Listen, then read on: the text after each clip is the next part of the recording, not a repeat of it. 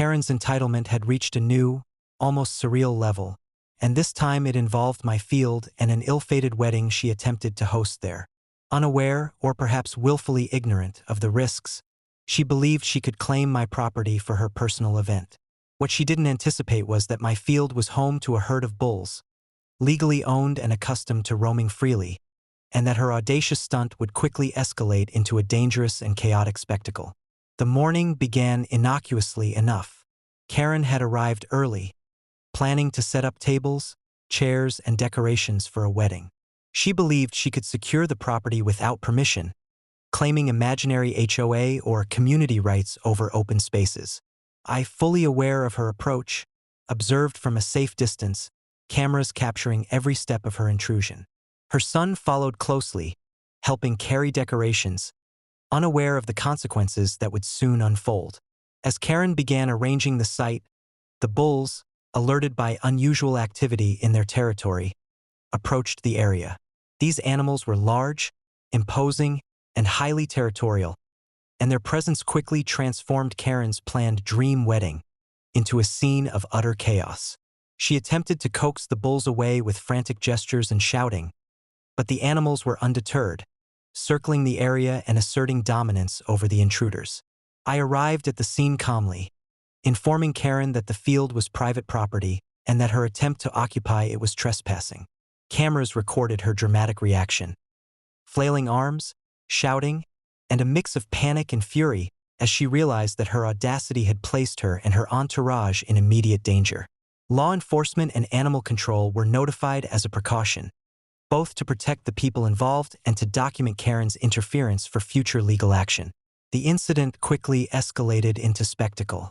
Neighbors watched as Karen attempted to assert control over the situation, directing her son to retrieve decorations while dodging the roaming bulls.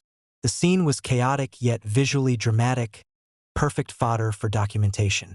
Every gesture, scream, and failed attempt at authority was captured on high-definition video, providing irrefutable evidence of her trespass and reckless behavior.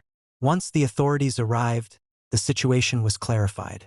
The bulls, fully documented and legally owned, were not to be interfered with, and Karen's intrusion was classified as trespassing with potential for civil and criminal consequences.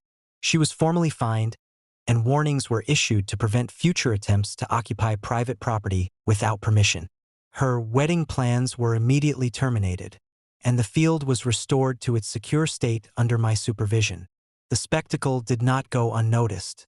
Neighbors shared footage online, capturing Karen's futile attempts to manipulate the situation, her panicked reactions to the bulls, and the calm, methodical enforcement of property rights on my part. Memes and commentary quickly followed. Karen versus the bulls and entitlement stampedes became popular phrases.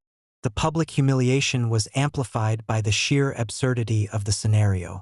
By the end of the incident, the lesson was clear. Attempting to assert control over private property without legal authority, especially when dangerous elements are involved, leads to humiliation, fines, and potential legal consequences. The field remained secure, the bulls unharmed, and Karen's overreach had collapsed spectacularly, reinforcing a consistent pattern in the HOA Karen saga. Audacity without accountability is a recipe for public and legal defeat. As always, Karen's persistence suggested that future antics were inevitable. But with cameras, legal authority, animal safety measures, and community awareness firmly in place, every next stunt would be countered decisively. The saga continued to demonstrate, episode by episode, that entitlement meets reality and fails spectacularly every time.